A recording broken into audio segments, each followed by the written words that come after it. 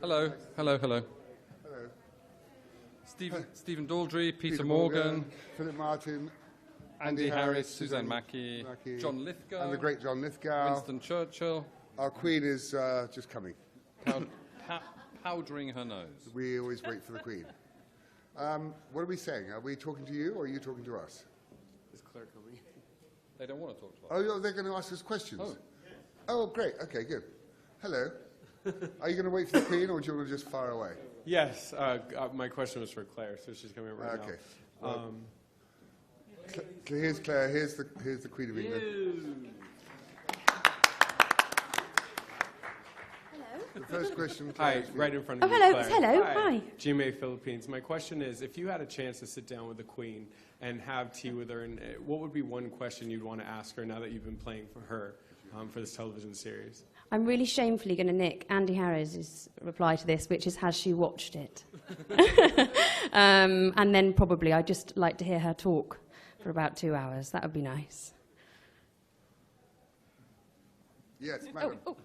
Angela Bishop from Network 10 Australia. If I can ask you, you both, Peter and Stephen, what fascinated you about this, and why do you think you were able to get such an amazing budget for it? Do you want to answer that one? We didn't ask for that. Netflix gave it to us, and the I don't know. I mean, I just sort of started this journey when writing the film The Queen, and even that was by accident. I started just thinking that it was interesting what happened between the Queen and her prime ministers, and that just grew and grew and grew. And then I wanted to know how must it have been for her with her first prime minister, who was Churchill. And the next thing I know, these stories were coming back to me, and I started thinking of this as a much longer running thing. And now we're shooting the second season at the moment. I hope that's answered your question. Hi, Jeannie Wolf. A couple of questions. First of all, you know, this shouldn't seem like popular entertainment. I can't go any place where someone isn't saying, have you seen The Crown? Oh, it's so good, it's so good, it's so good. And I want to know how you've reacted to that kind of popularity. And second of all, I know you picked John Lithgow to play Churchill. How much of a leap was that decision? It's not a leap at all, and John is a very good person to answer the question about how on earth, how surprising the response around the world is to our show. It is astonishing. It delights all of us. We knew we were doing something fine. I think from day one we knew this was going to be extraordinary, but we didn't dream that it would be massively popular internationally. I suppose it's because the monarchy is the subject of everybody's attention and obsession internationally. And Peter and Stephen have just found a way of turning that very, very public family into an extremely fascinating private world. And everybody connects with it. So, and you have to ask them about casting me. I didn't do it myself. Hi guys, back here. Congratulations. I have a question for Mr. Morgan. Ted Sarandos said that this could feasibly go 6 or 7 years.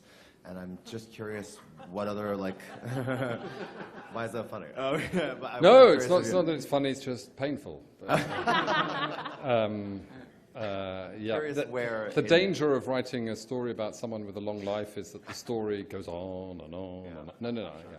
Other parts of her life that might be more contemporary, or people are. I think a lot of the fans of the show are sort of curious to see like a Diana era. How intense will this get, and how deep will you go? Well, we're filming the second season at the moment, and that will take us through to 1964. So we're about 3 episodes in at the moment, and that starts in the Suez Crisis, and then as Britain goes into the 60s, and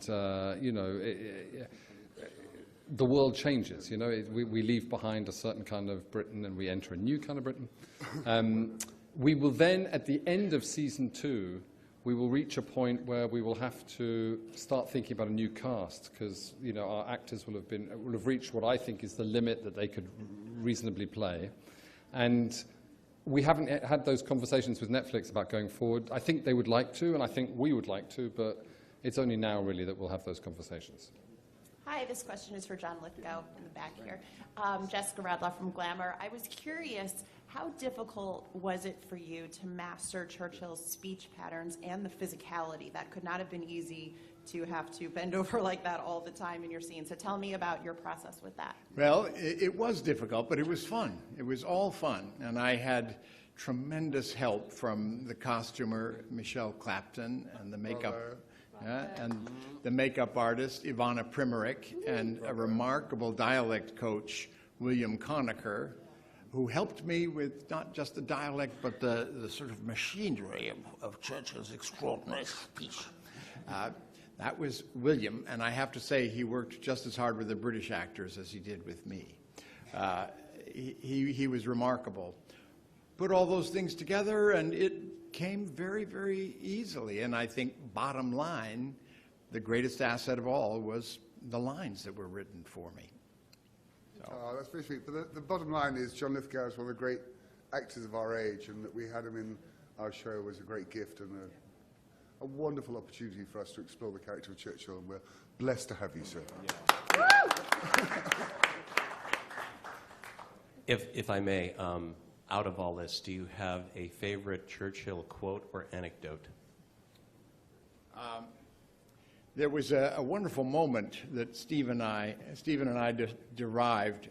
We wanted to do something appalling for Churchill to demonstrate that he should not be prime minister.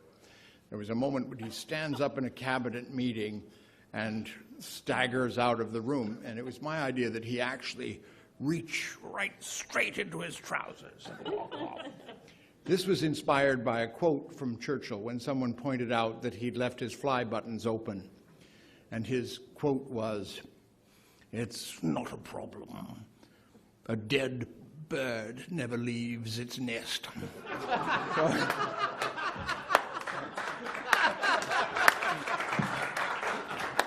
Okay. We're going to go. There's other people to come. Thank you so much. We're delighted to win this award. Thank you.